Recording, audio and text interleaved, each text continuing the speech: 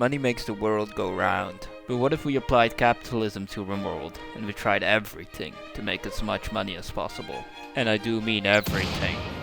First things first, we have to make our world and character. Our protagonist is Robert Edwin House. He excels in crafting, intellectual and medical, and he has some robots to bring with him.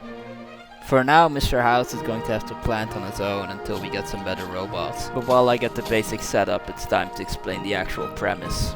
The goal is to make as much money as possible, and to make Mr. House practically immortal, and a ruler of a vast army of mechanoids. On the fourth day, a paralyzed man crashed. At first I thought I had no use for him, but then I realized I could take his organs and sell those. Sadly, this was easier said than done, and it took me multiple tries to finally be able to take out his right kidney. Sadly for him, he got an infection right after, and I decided I didn't have a use for him anymore, so I left him out to die. But right before he passed, he decided that I had to name my settlement. So I rightly named it New Vegas, and the Lucky 38. I started getting power and mech rechargers and researched more mechanoid stuff. A boat goods trader arrived, and they would buy my kidney that I ecologically sourced. Later that night, a single pregnant raider arrived, but I had the protection of the caravan, so I wasn't too worried. She was aptly dealt with, but was still alive. So then I had to consider my options. Maybe I could enslave her, or maybe I could also organ harvest her. But she was desperately trying to crawl away, knowing her horrible fate. My robots, meanwhile, finished a project where I could make more of them. So I queued up a couple of them and harvested another organ. But sadly, she didn't manage to survive the second operation and died.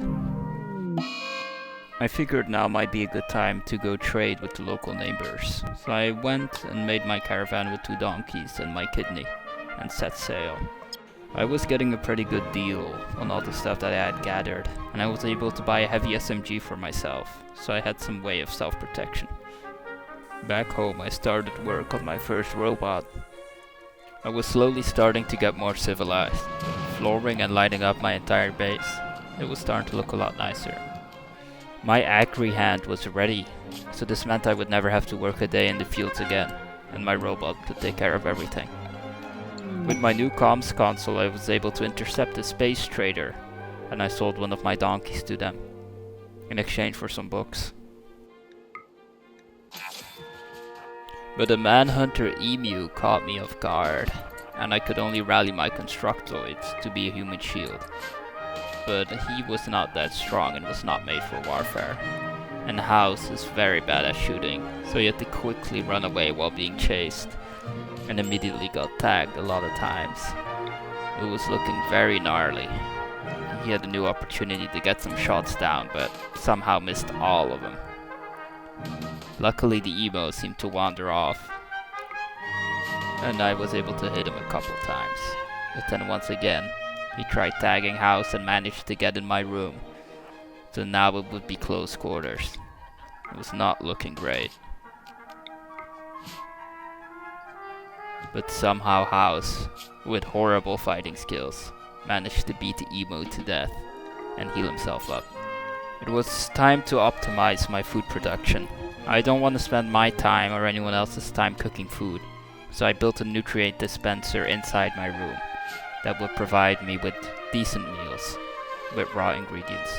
And just like that, our first soldier robot was built. Currently weak, but potential to get stronger ones. Building a control pack allowed me to control multiple groups of mechanoids at the same time. I could set my fighters to rest when they don't have to fight, and vice versa. I also decided to put all my toxic waste packs outside. I could wear a gas mask, or maybe biologically I enhance myself to be immune to the effects, and maybe the people visiting won't be. A trade caravan was approaching, and I thought this might be a good time to open up the ancient danger and use them to clear it for me. At first there were only a couple of insects, but someone shot a crypto sleep casket and it caused all the ancient people to come out. So of course I waited it out and let everyone fight each other, while slowly capturing the ones that escaped. I realized that these might be either easy recruits or easy sources of armor and organs, so I decided to get all of them alive. I slowly started recruiting the people I helped, and they were all joining me, but it changed my religion from capitalism to whatever they believed in. Now I only really care about money, so I let them venerate whatever gods they want to. A couple Neanderthals decided to attack us, so I got all my new soldiers into position to get ready for their attack. Sadly, I didn't have enough militars yet. I only had one robot that could really fight, but I was lucky to have the soldiers helping me out for now. But I definitely have to work on this.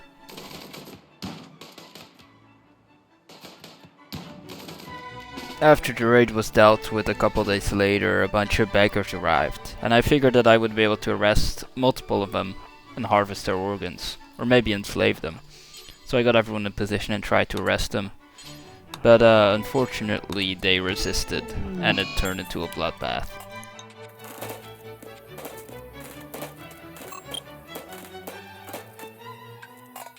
I also started turning the ancient danger into a touristic attraction, making it a hotel where people had to pay 10 silver per bed.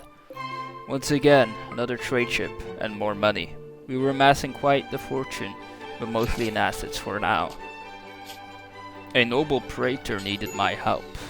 I decided why not get a royal title and closer to the nobles. But instead of helping him, I just let him fight his own battle and sent him on his way, while receiving my title. And another trade caravan.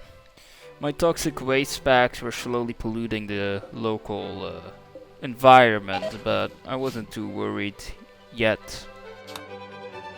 I decided to call in a strong mechanoid to see if I can take his powers. They told me it wouldn't be an easy fight, but I felt confident with the militars I had and the soldiers I had recruited as well. The robots were on their way, and one of them had some kind of nuke. So I wanted to take out the small ones first, so I could focus on the bigger one. The small militars didn't stand much of a chance. I also had my own, but the big one was starting to target my batteries. And he blew up a whole lot of them. So we get into position to try and barrage this guy, and I send in my one guy who's a melee fighter to hope and distract him, but he created a ball of fire around him, which was already burning him. I hoped my militars would be able to pick up the slack and maybe take a lot of bullets, and one of them was about to get evaporated, so I hope that he was happy with completing his job. He completely got zapped and died, so it's now up to my guys to finish the job. It was looking pretty good though, it was almost dead, so I wasn't too worried. When it finally died, we just had to take care of all the fire, and I could extract his chip to make my own strong mechanoid. I also built a sleep accelerator near House's bed. This means that he'll sleep way quicker, but he'll be a little more hungry than normal. Another raid showed up to try and fight my robots and soldiers, but they did not stand that much of a chance. There were only 3 of them, and we were outnumbering them quite a bit. Oh, and this also happened. A bunch of beavers attacking us because I didn't want them chopping down on my trees. I finished researching standard mech tech. This would allow me to make better mechanoids and better gear. So I made the headset that allows me to control twice as many mechanoids. So I built even more technology and made even more money. I built more generators and started genetically modifying Mr. House. Started to use people to make more mechanoids. Started mining for gas. More pollution led to more insects. I had to fight even more mechanoids to make stronger ones. And it was getting more and more dangerous, with many of my mechanoids dying every time. I fought some kind of vampire to try and take his powers, which made Mr. House immortal, and I made a whole lot more money. With all my robots, I sadly didn't have any use for people that ate and cost me money. Raiders started showing up in great numbers, trying to take my colony.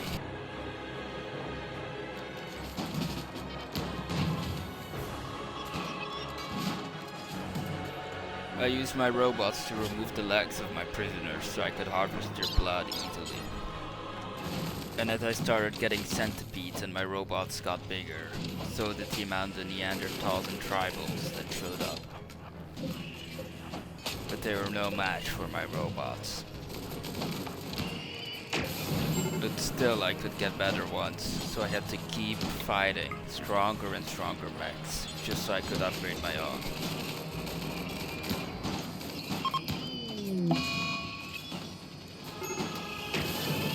But still, it was always at the risk of my own base. A lot of fire and a lot of damage was done every time, but with my great workforce I was always able to replace everything pretty quickly. Even a bunch of pigskins tried taking my base, but I had lined up all my people and was ready for a big fight. Although this time they had gotten a lot closer, and House would have to fight himself once more.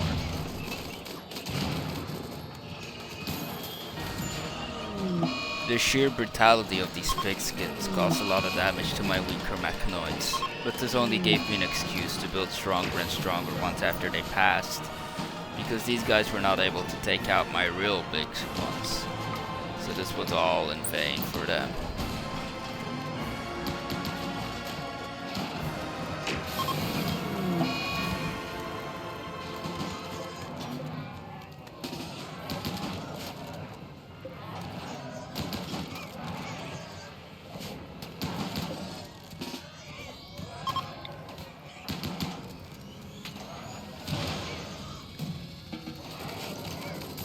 I had money, I had a beautiful room, and I had committed war crimes beyond my imagination. I'd call this a success.